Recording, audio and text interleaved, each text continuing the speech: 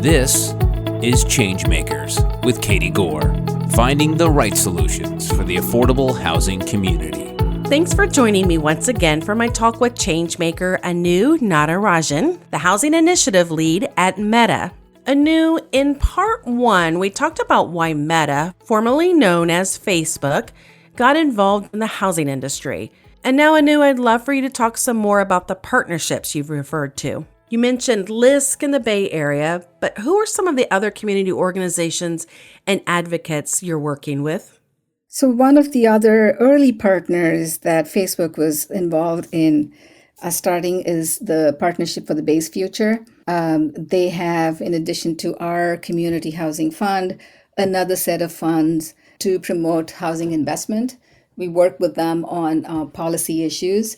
We work with the League of Women Voters that we are very happy to support to help them diversify and bring in new membership and also focus on their work with housing issues.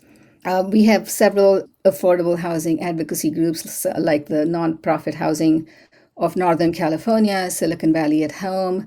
We also work with the Bay Area Council, Silicon Valley Leadership Group, and other business organizations. So and the other partners that we have are All Home.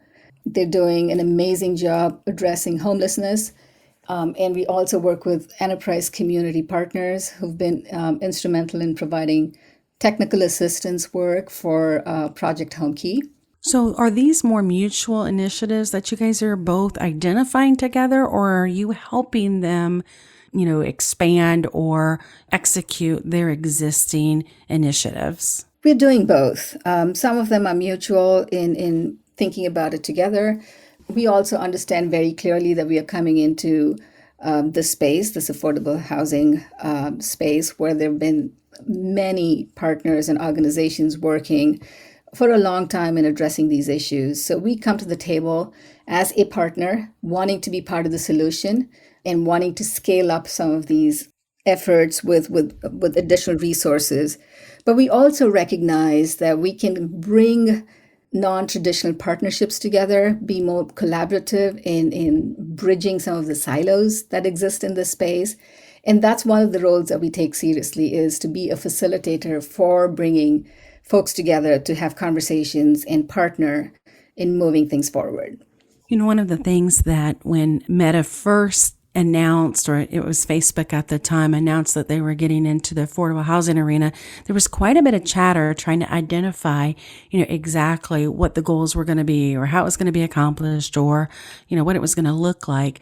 But, really, as you guys have started to embrace this journey, you guys have incorporated it into, your job description and, your leveraging of funds, and you've really taken quite an involved, task in this arena. What would you say as this journey has really evolved? What would you say is some of the highlights that you have seen as you've gotten more entrenched here? I think the 2 years in this space has provided Meta with a really solid understanding of what exists, where we need to jump in and help facilitate some additional initiatives. And in doing so, we are at a point where we've got 3 pillars to our work. We've got the investment funds that we've talked about. We've got the policy reform, policy modernization, where we work at the different levels of government and with our partners. And the third pillar is what we are calling the civic infrastructure, creating a civic infrastructure to make housing happen and to look at breaking down some of the systems that are roadblocks. For instance, we believe that there's a ton of data out there, but nobody has access to it, or it's not easily understandable. So we're working with HCD, the Housing and Community Development Department in Sacramento, to really facilitate some of those data infrastructure needs from unfolding in terms of being able to share the wealth of information that they have, creating opportunities for education and awareness. We just wrapped up a 3-session webinar series for council members in San Mateo and Santa Clara counties, really providing them with a safe space to discuss some of the issues and concerns they have about the upcoming housing element update work that each city is embarking on, and to provide them with some best practices and some innovative ideas that we've gleaned from other areas. And that was really well received. And so we believe that continuing that communications, the narrative and storytelling of the arc of the housing crisis, and understanding the context and trade-offs of not doing anything is something that we can really focus and work on. We're embarking on a Hearts and Minds campaign, again, to build on the values that people have, to connect housing to climate change goals that a lot of people so strongly believe in, and to look at housing more as infrastructure and look at it as a regional issue instead of a citywide issue. So when you try to describe what you do on a day-to-day to your family, how do you succinctly tell them what you do? Oh, that's a good question. I don't think we've come up with a 30-second soundbite on that one yet, but I think it's really partnering with different stakeholders to help understand how deep this crisis is and how it's going to impact not just our generation, but future generations. If we are to continue to make the Bay Area a thriving place, California, the state that welcomes everybody, we need to really solve this crisis. I know this didn't answer your question, but at its core, Meta is about enabling people to build communities.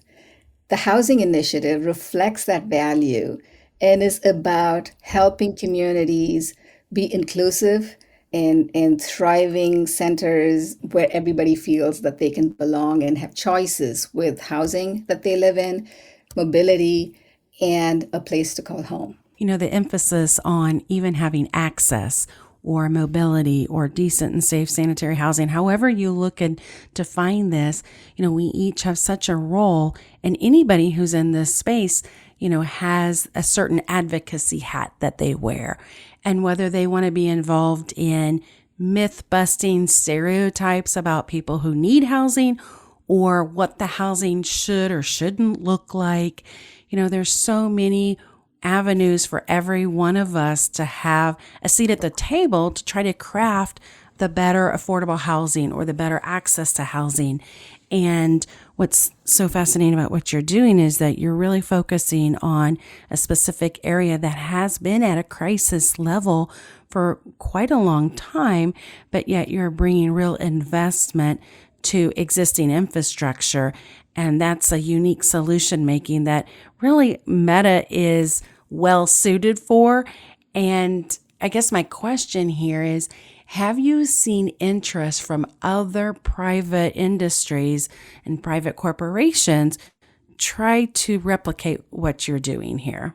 I believe we are beginning to have conversations with others that are doing work in the space. We've reached out to Google. We're talking to them about their interest in the missing middle housing space.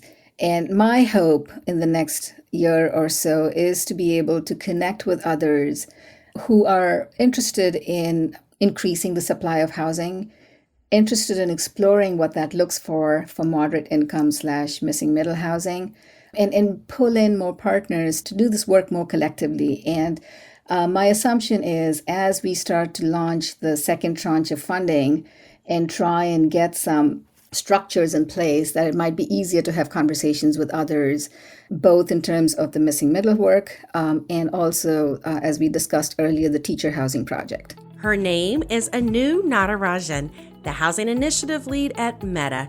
She is a fellow champion and advocate for affordable housing, and we are thrilled to have met her. Anu, thank you so much for your time. Thank you. I enjoyed talking to you. Thanks for listening to ChangeMakers with Katie Gore. To find out more about Katie, go to quadel.com. That's QUADEL.com. This has been a production of Forbes Books Radio.